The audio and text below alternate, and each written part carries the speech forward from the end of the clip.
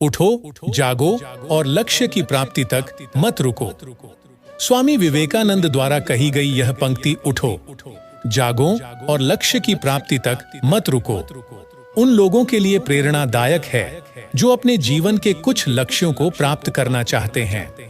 महत्वपूर्ण बात यह नहीं है कि हर बच्चे को पढ़ाया जाना चाहिए, बल्कि हर बच्चे को सीखने की इच्छा दी जाए।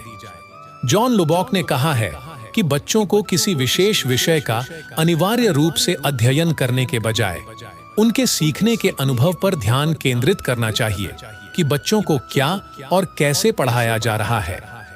जो आप नहीं कर सकते उसे आप जो कर सकते हैं उसमें हस्तक्षेप न करने दें। जॉन वुडन ने इस स्पीच के माध्यम से संदेश दिया कि आप अपने जीवन में बहुत से ऐसे लोगों से मिलेंगे जो आपको बताएंगे कि आप काफी अच्छे नहीं हैं, जबकि आप कुछ चीजों के विशेषज्ञ नहीं हो सकते हैं। आपके पास अपनी ताकत और क्षमताएं होंगी और साथ ही ऐसे क्षेत्र भी होंगे जहां आप चमक सकते हैं। दूसरों को अपने दिमाग में न आने दें और लक्ष्य पर नजर रखें और आप वहां पहुंच जाएंगे।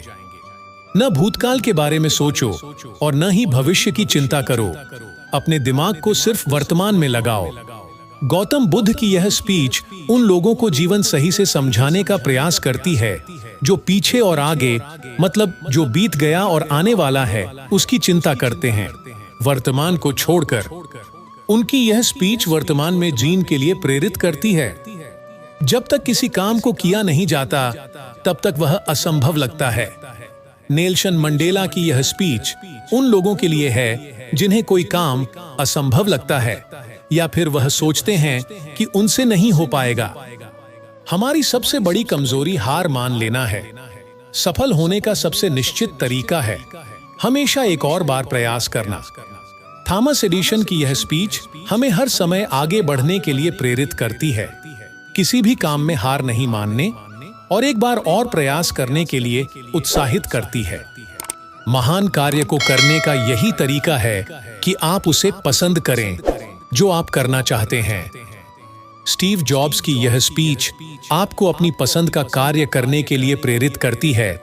इससे यह प्रेरणा मिलती है कि आप जिस काम को पसंद कर रहे हैं उसी को करें। शिक्षा का उच्चतम परिणाम सहनशीलता है। हेलन केलर की यह स्पीच प्रेरणा देती है कि सहनशील बनकर ही आप शिक्षा की फील्ड में अच्छा कर सकते हैं।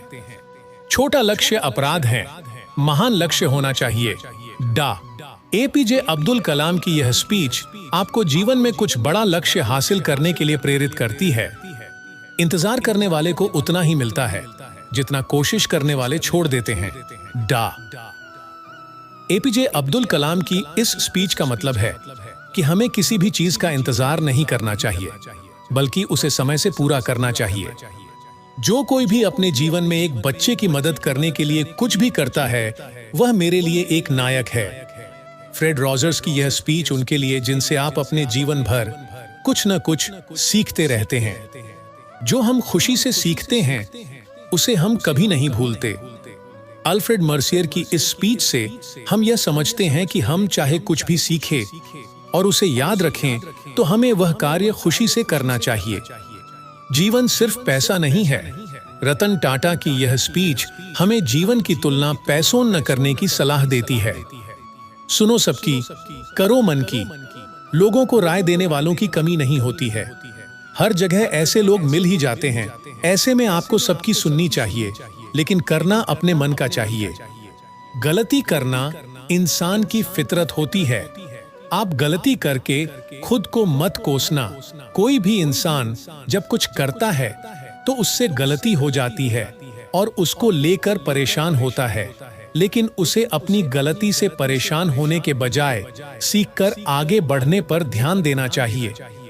तरक्की सिर्फ चाहने से नहीं, सही निर्णय और लगातार मेहनत करने से मिलती है। कोई भी व्यक्ति अपने जीवन में सफल होना चाहता है तो उसे लगातार मेहनत करनी चाहिए और सही निर्णय लेना चाहिए। इस धरती पर कुछ भी मुश्किल नहीं है। मुश्किल है तो बस यह मानना कि कुछ भी मुश्किल नहीं है। किसी भी इंसान के लिए कोई भी काम मुश्किल नहीं है, बस उसे यह समझ आ जाए कि हर काम आसान है। आपको हर दिन 24 घंटे मिलते हैं, उतना ही समय सभी को मिलता है। कोई भी व्यक्ति समय को लेकर परेशान होता है तो उसे समझना चाहिए कि सभी को 24 घंटे ही मिलते हैं। अगर आप सच होने का ढोंग करेंगे, आज नहीं तो कल बहुत नीचे गिर जाओगे। इस स्पीच से यह सीख मिलती है कि इंसान को ईमानदार होना चाहिए, चाहे वह किसी भी परिस्थिति में हो। कैसे जलाए रखें अपने अंदर की चिंगारी को। चेतन भगत की यह स्पीच लोगों को लगातार सफल बनने के लिए कैसे प्रेरित रहें के बारे में उत्साहित करती है।